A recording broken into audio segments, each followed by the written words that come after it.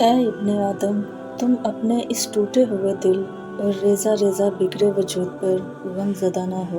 سنو اے خاموش درد میں مبتلا بندے، اللہ رب العزت تم سے محبت کرتا ہے۔ وہ تمہیں تمہاری خواہش سے زیادہ نوازنے والا ہے، بس چلتے جاؤ اس کے راستے پر۔ وہ راضی رہنے والوں سے راضی رہتا ہے، جو اس کی رضا کا مان رکھتے ہیں وہ ان کی چاہت کا مان رکھتا ہے، اور جو اس کے کن پر یقین رکھتے ہیں ان کے لیے وہ معجزوں کے دروازے کھول دیتا ہے۔ پھر کیوں بے یقین ہوتے ہو تم؟ کیوں پھر مایوسی اور ناامیدی بھری باتیں کرتے ہو؟ کیوں پھر دعاؤں کی قبولیت پر وسوسوں کا شکار ہو جاتے ہو؟ تم کسی انسان سے نہیں بلکہ بادشاہوں کے بادشاہ سے مانگ رہے ہو۔ تم تو خالق کل کائنات کے سامنے جولی پھیلا رہے ہو، جس کے خزانوں میں کہیں کوئی کمی نہیں۔ یقین رکھو وہ عطا کرے گا، کیونکہ وہی عطا کر سکتا ہے۔ اس کے سوا نہ تو تمہارا کوئی ولی و مددگار ہے اور نہ ہی خالق۔ دعا کے لیے ہاتھ اٹھائے رکھو اور یاد رکھو کہ وہ اپنے در پر آئی ہوئی صداؤں کو کبھی رد نہیں کرتا۔ سنو تمہارا رب بڑا حیا والا ہے، اسے اس بات سے بڑی حیا آتی ہے کہ اس کا بندہ اس کے سامنے ہاتھ پھیلائے اور وہ انہیں خالی یا نامراد لوٹا دے۔ اندھیری رات میں ذرا غور سے جا کر دیکھنا تو تمہیں قدرت سمجھ آئے گی کہ یہ چاند اور ستاروں کی بتیاں کہاں سے آئی ہیں۔ یقیناً کسی انسان نے نہیں لگائیں، پھر کس نے لگائیں؟ بے شک انہیں اپنی قدرت سے وجود دینے والا وہ رب، وہ خالق اکیلا اللہ ہے۔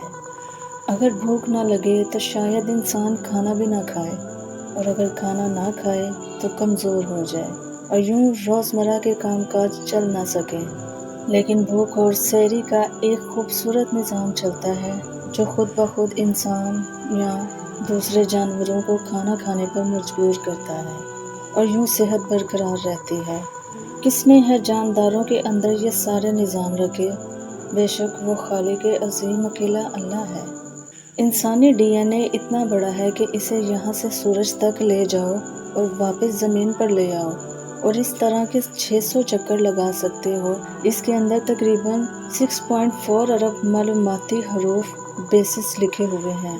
اس کا 99.9% حصہ سب انسانوں میں ایک جیسا ہے، اور اس ڈی این اے کو پرانے سے پرانی ہڈیوں سے بھی نکالا جا سکتا ہے۔ یہ سب کس کی قدرت کا شاہکار ہے؟ معدہ ایک قسم کی تھیلی ہے جس میں کھانا جمع ہوتا ہے، لیکن جب آدمی سجدے میں جاتا ہے تو یہ کھانا واپس منہ میں نہیں آتا، کیونکہ کھانے کی نالی کے نیچے ہنسلے میں ایک اسفنکٹر لگا ہوتا ہے جو کھانا کھاتے وقت کھل جاتا ہے اور پھر بند ہو جاتا ہے، یوں کھانا واپس نہیں آتا۔ کس نے ہے انسان کو اتنے کمال سے بنایا؟ جسم کے اندر خلیوں کو یہ سمجھ دی گئی ہے کہ یہ کھانا ہے، اسے استعمال کرو، اور یہ جراثیم آ گیا ہے، اس کے خلاف رد عمل دکھاؤ۔ پھر آنکھوں کے ذریعے بصارت اور دماغ کو الگ سمجھ دی گئی کہ یہ صاف ستھرا کھانا ہے، اسے کھاؤ، اور یہ خراب ہے، اسے چھوڑ دو۔ نطفے سے بنے ہوئے انسان کے اندر یہ سمجھ بھر دینا کس کی کاریگری ہے؟ مور کے پنکھ جب پرانے ہو جاتے ہیں تو کوئی انسان انہیں رنگ کرنے نہیں جاتا، بلکہ وہ خود بخود گرتے ہیں اور نئے پنکھ آتے ہیں۔ ایسے ہی درختوں کے پتے جھڑتے ہیں، حتیٰ کہ سانپ بھی اپنی خال خود بدلتا ہے۔ یہ کام انسان نہیں کر رہے، پھر کون ہے ان کا مالک جو انہیں نیا لباس پہنا رہا ہے؟ دانہ چگنے کی طاقت نہیں، پر ابھی نکلے نہیں ہیں، لیکن نظام ایسا چلتا ہے کہ چڑیا کا بچہ آنکھیں بعد میں کھولتا ہے اور نوالا پہلے پہنچ جاتا ہے۔ کون ہے سب کا رب؟ کئی دفعہ ایسا ہوتا ہے کہ 2-3 ذمہ دار پانی پر لڑ پڑتے ہیں اور ایک دوسرے کا پانی روک لیتے ہیں۔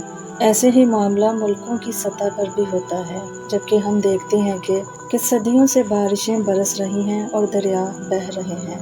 مطلب اس زمین کا مالک چاہتا ہے کہ اس کی زمین پر جاندار آباد رہیں۔ اگر 2 دن خدا ہوتے تو یہ بارشیں اب تک رک چکی ہوتی۔ کون ہے کائنات کا اکیلا حکمران؟ بے شک وہ احکم الحاکمین اکیلا اللہ ہے۔ اونٹ کانٹوں کو ایسے کھاتا ہے کہ آپ دیکھ کر حیران ہو جائیں۔ کانٹے کتنے سخت اور نوکیلے تھے، لیکن ان کو بھی کوئی کھانے والا ہے، ان کے اوپر بھی موت ہے، ہر ایک کے اوپر ایک ہے۔ کیا کوئی ہے جس کے اوپر کوئی نہیں؟ ہاں ہے، اور وہ اس کائنات کا خدا ہے جس کا نام اللہ ہے۔ وہی عبادت کے لائق ہے اور وہ ہر شرک سے پاک ہے۔